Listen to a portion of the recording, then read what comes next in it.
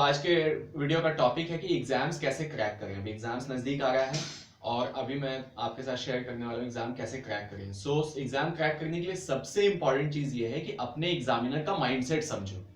जो भी एग्जाम आप देने वाले हो उसका एग्जामिनर का माइंडसेट समझो। अब एग्जामिनर का माइंडसेट कैसे समझोगे, तो ये समझना बहुत जरूरी है कि एक एग्जामिनर कैसे सोचता है।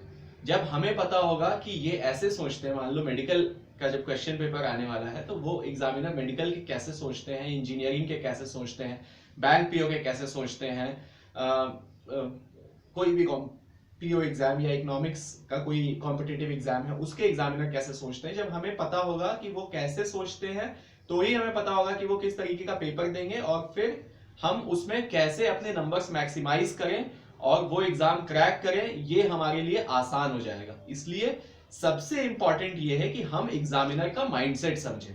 अब देखो, एज अ स्टूडेंट मेरे और मेरे एग्जामिनर के बीच बातचीत करने का, इंटरेक्शन करने का क्या प्लेटफॉर्म है। हम दोनों एक दूसरे को कैसे समझते हैं? हम दोनों एक दूसरे को सिर्फ एक माध्यम से समझते हैं और वो है क्वेश्चन पेपर। अपने एग्जामिनर को समझने का क्वेश्चन पेपर के अलावा मेरे पास कोई भी दूसरा तरीका नहीं है। कोई भी दूसरा तरीका नहीं। एग्जाम में जब हम बैठते हैं, क्वेश्चन आता है तो हमें पता चलता है कि हमारे एग्जामिनर ने ऐसे पेपर सेट किया।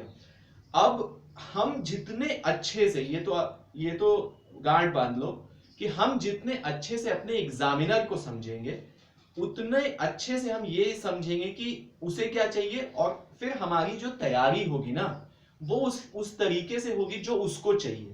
हम सब जानेंगे, सब बहुत एक्सपर्ट हैं, हर टॉपिक में एक्सपर्ट हैं, सब आता है, पूरा पेपर सॉल्व कर सकते हैं, 100 में 100 नंबर आ जाएंगे, सब कुछ हो जाएगा। तो क्या मेरा एग्जाम क्लियर होगा? नहीं होगा। लेकिन मेरे एग्जामिनर को जो चाहिए 3 घंटे में, उसने मेरे से जो डिमांड करी है, अगर उसकी डिमांड में पूरी कर पा रहा हूं तो मेरा एग्जाम क्लियर हो जाएगा। अब यहां पे मार्केट में दो तरीके के क्वेश्चन पेपर आते हैं। मैं सीधा टॉपिक पे आता हूं। दो तरीके के क्वेश्चन पेपर आते हैं, एक ईयर वाइज होता है प्रीवियस ईयर क्वेश्चन पेपर और दूसरा होता है टॉपिक वाइज क्वेश्चन पेपर। तो दोनों में डिफरेंस ये होता है कि ईयर वाइज, जैसे लेट्स से कि अगर हम एम्स एग्जाम की बात करें तो एम्स में ये 2017 का पेपर है, मतलब 2017 में जो जो क्वेश्चन आए थे वो सारे क्वेश्चंस इसमें दिए हुए हैं। जितने समय में आए थे उतना 3 घंटे का पेपर है तो 3 घंटे में ये सारे क्वेश्चन आए थे। 2016 में अगेन ये सारे क्वेश्चन आए थे। ये हो गया ईयर वाइज क्वेश्चन पेपर। दूसरा हुआ टॉपिक वाइज, जो कि कई सारे पब्लिशिंग हाउस उसको रीअरेंज कर देते हैं कि इस टॉपिक के सारे 2005, 6, 7, 8, 9, 10, 11, 12, 13, 14 इन सारे ईयर्स में लेट्स से कि हीट टॉपिक के सारे चैप्टर्स को उन्होंने एक जगह एक चैप्टर के पीछे में दे दिया, उस तरीके से उन्होंने बना दिया। तो वो हो गया टॉपिक वाइज। अब ये बात एकदम खास तरीके से समझ लो कि हमें टॉपिक वाइज क्वेश्चन पेपर बिल्कुल भी नहीं चाहिए। अगर हमारे आसपास भी हो तो वो एकदम हटा दो, हमारा नजर भी नहीं पड़ना चाहिए, एकदम दूर कर दो उसको अपने पास से।